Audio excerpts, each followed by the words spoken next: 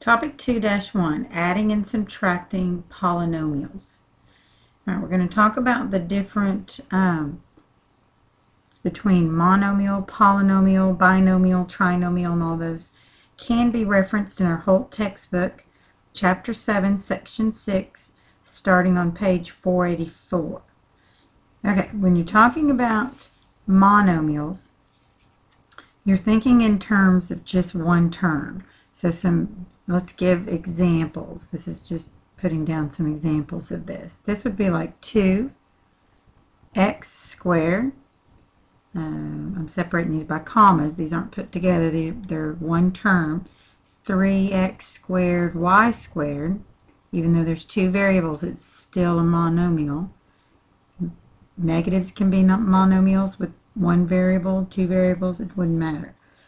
Okay, when you're looking at polynomials, sums of monomials, you're thinking about the different terms. Since these just had one term, binomial would have two terms, separated by either plus signs or a minus sign. So here's some examples of a binomial. So trinomials, I've put that this has three terms. An example of that would be 2x squared plus 3x plus 5. So when they talk about terms, that's numbering it. One term separated by a plus sign or a minus sign. Second term separated by a plus sign or minus sign. And third term. So they're making sure that you understand the terms. All right. I can use algebra tiles to model this, but I'm actually just going to show you how you combine like terms on this one. What you're combining are your x squares, your x's, and then your constants. Let me put a little, I'm just trying to show how they're different. So when you combine the like terms, you just are adding, so this is 2x squared and a 1x squared would be 3x squared. You've got 3x, and make sure you take the sign with it. This is a negative 5. So that would be a negative 2x. And then a positive 2 and a negative 5 is negative 3.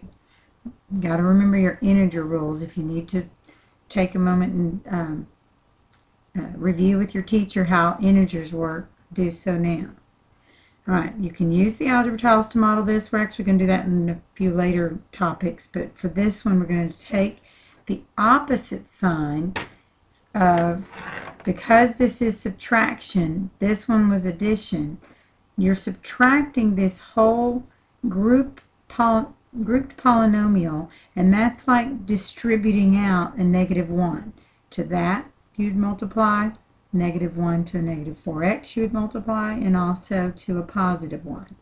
So what I try to teach kids to do is to leave this one, change this to a positive sign, and make everything else in this last parenthesis its opposite. Leave, change, opposite. LCO. You may have learned that in previous years. Okay, look at this one. If you were to continue this problem, you're going to leave this alone, but now we're going to make everything opposite. If I say a negative 1 times x squared, that's a negative x. If I say a negative times a negative, that's a positive 4x. A negative 1 times a positive 1 is a negative 1. So when you combine these like terms, now you've got 2x squared minus x squared, so that's just an x squared left over. You've got an x squared and a positive 4x squared, so that's 5x squared. And you have a negative 1 and a negative, I'm sorry, negative 4 and a negative 1. That's going to be negative 5. So you'll have a few on the work assignment that deals with it being subtraction, so know the difference. When it's addition, you're just combining like terms, but when you're dealing with subtraction, you're having to make sure you change this to a positive. Make that known. You're changing that to a positive and making everything on the inside opposite. Everything that was inside of this parentheses is now its opposite. Okay, let's move on to the next page. for number 4, I went ahead and put, these are already answered, so we're just going to go through the problems for this one. If you're adding, if you line up the sums and differences, you can just work from the same like terms. Since this is an x squared and y squared, and you're adding them, or think about combining them, because when this one, if you have a negative and a positive, watch what happens. That cancels out. You add the numbers and the coefficients, but keep the same exponents. These are just like its last name, the common like term. 8 and 5 is 13, and the common term is xy. You're not multiplying these x's, so the exponents don't change. And then this cancels out. 11, and this is still a plus sign. 11m squared plus 2m minus 11 is, actually on your topic page does show that to be a negative sign, I think. Let me look at that. Yeah. So this is the one where you're leaving this alone, changing this to a positive, and making everything in this last section, this whole section here, it's opposite. So a positive 5 became negative, the negative 6 becomes positive, and then the positive 17 became a negative 17. You've made everything on the bottom, and put in parentheses, it's opposite. LCO. Leave, change, make the opposite. Then you're just combining 6m squared, 8m, and negative 28. Okay, look at this one before I show the answer. You've got only one a squared. So there's not another a squared, so you're going to keep it. There's only, actually you have a 3ab and a 4ab, so that's why these two have like terms. A negative b squared and a 6b squared. We'll put something underneath just to show that we're going to combine those like terms. So you can do this however you want. Just color code it, draw lines under, make little housetop, upside down housetops, something to show the like term. And when you combine them, this will be your answer. Combining the like term. Okay, look at this one. This is where it's a minus sign. So the first parenthesis you're going to leave alone. Because this is subtraction, we're going to change that to a plus sign.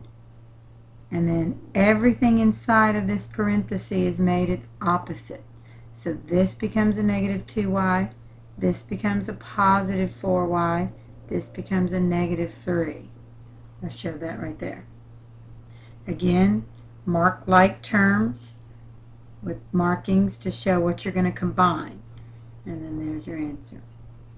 3y squared plus 11y plus 5. All right, number 7. The measure of two sides of a triangle are given. The perimeter is P. Find the measure of the third side. Let's go ahead and look at how this one's worked out. All right, you've got the perimeter already given to you. So if it's all equal, you can put, if you're going to copy all this down, this is the perimeter. And then it's every one of these sides, this one, plus the one we don't know. We're trying to solve for the side that we don't know. You're going to add up all the like terms. I know this looks like a whole lot of numbers, but just do your markings with that and that together. The x's would be combined. Use a little housetop if you want for this one.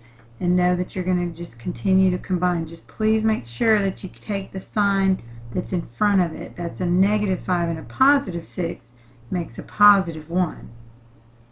Okay. You've got all of this, and we're actually going to subtract these two amounts to get what this side would be. So this side is going to take the negatives of everything on this side. So it's taking the opposite of everything that you had gotten in your answer added up when you add these two together. So it's this subtracted from the perimeter that would give you your other side. So that right there is answer right here. Sorry, should have been underneath it. All right, take a minute to digest that. Okay, let's look at the next page. You've got number 8. You're finding the area of the shaded region if this is the area of the total region and this is the area of the unshaded region. So make note that you take the total and subtract the unshaded region to get the shaded region.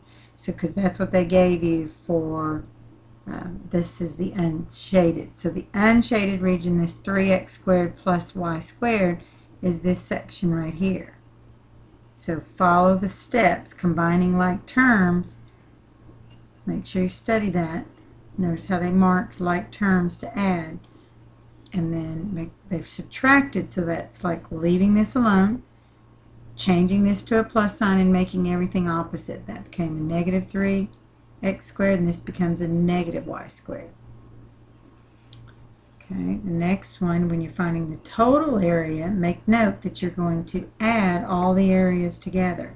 So you've got the middle area, and then you have 4 of these y squares around the outside. Again, combining like terms. Actually, let's see.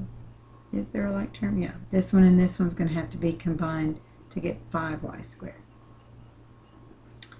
And then the last one, find the area of the shaded region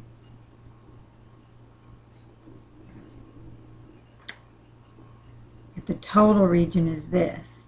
So the total region was this one, and I have subtracting out. It's like taking a piece and cutting it out. We're subtracting this one, xy, and subtracting the x squared. And so any like terms, you want to make note that one and this one. That's why this is 4. And then you've got a negative 4xy and another negative xy, so that's why that's 5. And then the 2 is left alone.